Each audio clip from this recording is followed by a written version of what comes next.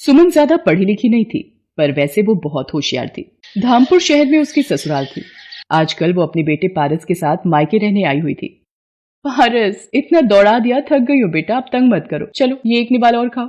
सुमन बिटिया, तू जितना बोलेगी खाने के लिए ये उतना ही तुझे तंग करेगा। अपना भी तो ध्यान रखना है, 7वां महीना चल रहा है, ऐसे भागा दौड़ी ठीक नहीं।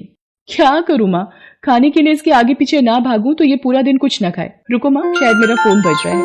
हेलो माँ जी, सब ठीक तो है? आप रो क्यों रही हो? क्या नितिन का एक्सीडेंट हो गया? कौन से अस्पताल में है वो? मैं पहुंच रही हूँ। सुमन के पति नितिन का रोड एक्सीडेंट हो जाता है। सुमन अस्पताल पहुंचती है। सुमन बहू, डॉक्टर ने कहा है कि नितिन के पैरों में गहरे जख्म आए हैं। डॉक्टर, कुछ तो इलाज होगा। देखिए, अभी कुछ नहीं कहा जा सकता, इनके घुटनों के हिस्से में ज्यादा दबाव पड़ा है। माँ, मैं और मीना जरा घर जा रहे हैं, बंटी घर पर अकेला है। सुनो जी, ये तुम्हारा भाई तो अपाहिज हो गया है। अब हमारी छाती पर क्या ये सारी जिंदगी बैठकर मूंग दलेंगे? ऊपर से उसके 2 बच्चे, एक साथ में है और एक पैदा होने वाला है। अब तुम मेहनत करोगे और वो मुफ्त की रोटियां तोड़ेंगे। अरे मीना, तुम देखती जाओ, इन्हें घर तो आने दो। मैंने सारा किस्सा ही खत्म कर देना है। तुम मुझे इतना बेवकूफ मत समझो, मैंने सब सोच लिया है कि मुझे करना क्या है। हाँ।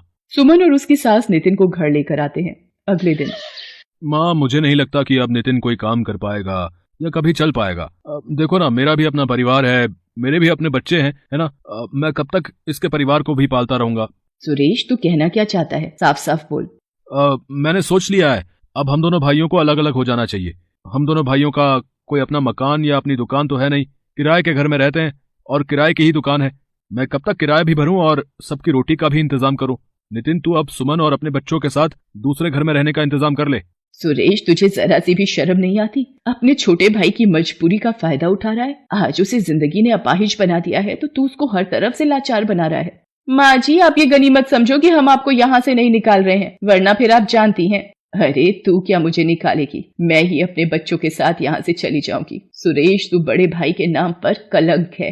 अगले दिन सुमन सबके साथ अपनी माँ के घर आ जाती है। तू चिंता मत कर, तू अब मेरे साथ यहीं रह मेरे पास। नहीं माँ, मैं तुम पर अपने परिवार का बोझ नहीं डाल सकती। तुम भैया भाभी के साथ रहती हो, मैं नहीं चाहती मेरी वजह से मेरे मायके में कोई परेशानी हो।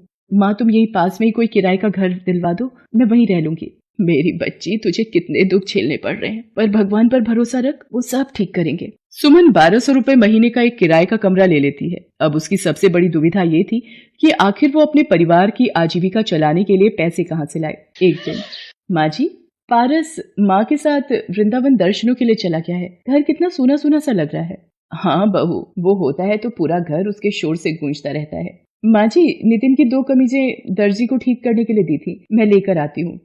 सुमन बाजार चली जाती है। रास्ते में वो सोच में डूबी थी। क्या करूं? मुझे कमाई का कोई जरिया तो ढूंढना ही होगा। मुझे कहीं नौकरी भी तो नहीं मिलेगी। काश मैं ज्यादा पढ़ी लिखी होती। अरे, सब्जी के ठेले लगे हुए हैं। नितिन का लौकी खाने का मन था, उस सब्जी के ठेले से ले लेती हूँ। भैया, ये एक लौकी देना। अब इनके आलू तोल लूं फिर देता हूँ। ये लो माता जी, 2 किलो आलू, 40 रुपए हो गए। भैया, ये तुमने तराजू के नीचे क्या लगा रखा है? दिखाना जरा। कुछ भी तो नहीं लगा रखा मैडम जी। सुमन तराजू उठाती है। वो ये देखकर हैरान रह जाती है कि तराजू में चुंबक चिपकी हुई है।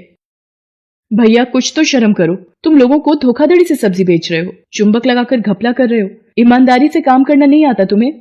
पता नहीं कब से लोगों के साथ धोखाधड़ी करके सब्जी बेच रहा है। सुमन को बोलता देखकर लोगों की भीड़ लग जाती है। तभी वहाँ एक आदमी आता है जिसे देखकर उस जगह पर खड़े सारे ठेले वाले उसे झुककर नमस्ते करते हैं। क्यों, क्या हुआ? यहाँ इतना शोर कैसा तेरे ठेले पर? ये सब्जी वाला लोगों को ठगता है, अपने तराजू में चुंबक लगाकर लोगों से धोखाधड़ी करके अपनी सब्जी बेचता है। मेरी इतनी हिम्मत हरिया कि तुम मेरे इलाके में सब्जी का ठेला लगाता है और धोखाधड़ी करता है। मैं चाहूँ तो अभी तुझे यहाँ से हटा सकता हूँ। माफ कर दो सज्जन सेठ, आज के बाद कोई बेईमानी नहीं करूंगा। शराफत से सब्जी बेचूंगा। मेरे छोटे छोटे 4 बच्चे हैं, अगर मेरा कमाई का जरिया छिन गया तो वो भूखे मर जाएंगे। हाँ, रहने दीजिए भाई साहब, इसे अपनी गलती का एहसास हो गया है। मैं जानती हूँ परिवार की परेशानियों का दर्द क्या होता है। बात करते करते सुमन की आंखें भर आती हैं। तभी चिंता से उसके दर्द शुरू हो जाता है। वहाँ आसपास में भीड़ लग जाती है। अरे, इन बहन जी की तबीयत खराब हो रही है, लगता है इन्हें अस्पताल ले जाना पड़ेगा। सुमन की अचानक शायद चिंता और परेशानी से दर्द शुरू हो जाता है। सज्जन सेठ कुछ लोगों की मदद से सुमन को अस्पताल ले जाता है। सुमन रास्ते में ही अपने घर का पता सज्जन सेठ को बता देती है। सज्जन सेठ उसकी सास को अस्पताल बुला लेता है। सुमन को एक बेटी पैदा होती है। वही सज्जन सेठ को पता चलता है कि सुमन का पति नितिन अपाहिज है और वो बहुत ही दुखों से गुजर रही है। सज्जन सेठ, आज आपने बड़े भाई की तरह मेरी मदद की है। मैं आपका एहसान कभी नहीं भूलूंगी। इसमें एहसान की कोई बात नहीं है बहन, तुम मेरी अपनी बहन जैसी हो। सुमन घर आ जाती है। कुछ दिनों बाद सज्जन सेठ उसके घर आता है। सुमन बहन, तुम मुझे काम के लिए बोल रही थी? मेरे पास सब्जी की बहुत सी दुकानें हैं, पर संभालने वाला कोई नहीं। मैं चाहता हूँ मेरी मंडी में जितनी भी सब्जी की दुकानें हैं उनका हिसाब और देखरेख अब से तुम रखो। मैं जानता हूँ तुम्हारी जगह ये काम और कोई ईमानदारी से नहीं कर सकता। माँ जी, नितिन देखो, भगवान ने सज्जन सेठ के रूप में एक भाई देकर हमारी कितनी मदद कर दी। सुमन की आंखों में खुशी के आंसू थे। वो अब कड़ी मेहनत से मंडी में जाकर सब्जियों का सारा हिसाब रखती, एक एक दुकानदार से जाकर पूछती और देखती कि सब कुछ ठीक से चल रहा है या नहीं। सज्जन सेठ भी सुमन की मेहनत को गौर करता था। सुमन के आ जाने से सज्जन सेठ का भी काम बहुत आसान हो गया था। अब सब कुछ ईमानदारी से चल रहा था। अब कोई भी सब्जी बेचने वाला दुकानदारी में घोटाला नहीं करता था। बहू, तुम बहुत मेहनती हो। तुम्हारी जैसी बहू पाकर मैं धन्य हो गई। अब तो नितिन भी थोड़ा थोड़ा ठीक हो रहा है। देखना, तुम्हारा प्रेम और भगवान के आशीर्वाद से वो भी जल्दी चलने लगेगा। सुमन को सज्जन सिंह के रूप में देवता समान भाई मिल गया था। उस दिन के बाद सुमन सब्जी मंडी का सारा काम संभालने लगी।